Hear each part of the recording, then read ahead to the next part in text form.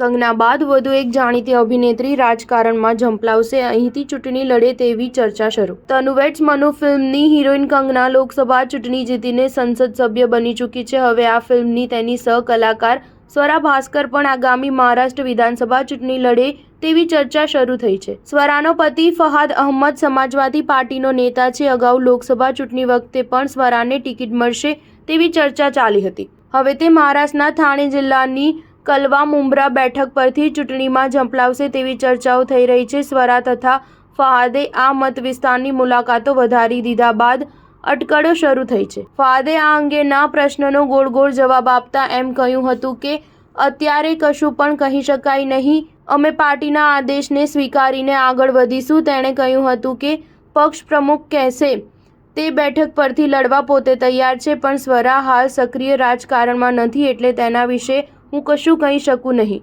Swara social media પર બહુ સક્રિય છે અને પોતાના ચોક્કસ રાજકીય ઝોક માટે જાણીતી છે. સ્ટાર ન્યૂઝ 7 હંમેશા સચ્ચાઈની સાથે.